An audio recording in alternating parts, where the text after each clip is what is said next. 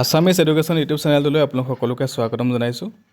Assam police SI এক্সামৰ result মুকলি হ'ব 6 মাৰ্চত আৰু আপোনালোকে ডেটকেইটা চাই লওক আচলতে কেতিয়া আচলতে এক্সামটো হ'ব PST আৰু পেট টেষ্টৰ কাৰণে। Date of PST and PET test ইয়াতে 17 মাৰ্চত হ'ব। 17 মাৰ্চ 2025 হ'ব 7টা বজাৰ পৰা reporting time. SI UB in Assam police, SI communication in APR 4 female candidate. ছোৱালীখিনিৰ কাৰণে ঠিক আছে। তাৰপিছত নেক্সট আহিলে 18 মাৰ্চত যোনখিনি হ'ব 7টা বজাৰ পৰা হ'ব SI AB in Assam commando battalion 4 female candidate ছোৱালীখিনিৰ কাৰণে। নেক্সট আহিলে 19 আৰু 20 মাৰ্চ ৰিপৰ্টিং টাইমটো একেটাই হয় 7টা বজাত। ইয়াতে থাকিব যোনখিনি SI UB in Assam police, SI communication in APR 4 male কেণ্ডিডেটৰ কাৰণে।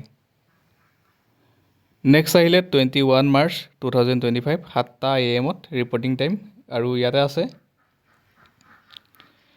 SI AB in Assam commando battalions 4 male candidate. আৰু টোটেল পোষ্ট আছিলে 203টা পোষ্ট আছিলে।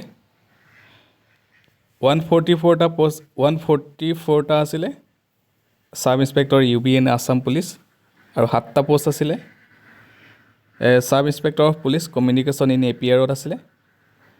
51টা পোষ্ট আছিলে ABত আছিলে, AB আছাম কামাণ্ডো বেটেলিয়নত, আৰু এটা পোষ্ট আছিলে assistant deputy controller civil defence JR under DGCT and CGHG Assam. ঠিক আছে, গম পাইছে আপোনালোকে। ৰিজাল্টটো দিব 6 মাৰ্চত দিব আৰু টাইমটো হৈছে 11 AM। slprbassam.in এই ৱেবছাইটটোত আপোনালোকে ৰিজাল্টটো চাব পাৰিব।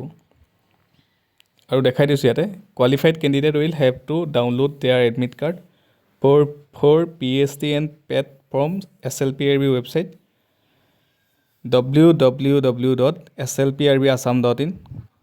আৰু এডমিট কাৰ্ডবিলাক ডাউনলোড কৰিব পাৰিব 9 মাৰ্চৰ পৰা 11টা বজাৰ পৰা ডাউনলোড কৰিব পাৰিব। 9 মাৰ্চ 2025 11 AM পৰা ডাউনলোড কৰিব পাৰিব। The admit card download facility will be available from 11 AM of 9 March 2025। এইখিনি আছিলে ভিডিঅ'টো আপোনালোকে সকলোকে শ্বেয়াৰ কৰি দিব। ইয়াতে গোটেই ডেটখিনি মই জনাই দিলোঁ কেতিয়া কি হ'ব, টোটেল কিমানটা পোষ্ট আছিলে। আৰু এইবাৰ আচলতে পোষ্ট কম আছে, 203টা আছে টোটেল। আৰু কাট অফ যদি চাই তেতিয়াহ'লে কাট অফো অলপ হাই যাব গতে লাগিছে, কাৰণ পোষ্টটো কম, ষ্টুডেণ্ট বহুত বেছি। কাট অফ লিষ্টখন আচলতে বহুতকেইটা ফেক্টৰ্ছৰ ওপৰত ডিপেণ্ড কৰে। কিমান ষ্টুডেণ্টে পৰীক্ষা দিছিলে আৰু এটা পোষ্টৰ বিপৰীতে কেইজনক মাতিব, তাৰপিছত পেপাৰটো কেনেকুৱা আছিলে, টাফ আছিলে নে ইজি আছিলে। এই গোটেইকেইটা ফেক্টৰ্ছৰ ওপৰত ডিপেণ্ড কৰি পেলাই কাট অফ লিষ্টখন এক্সপেক্ট কৰা হয়। ঠিক আছে, আপোনালোকৰ মতামতসমূহ কমেণ্ট কৰি জনাব।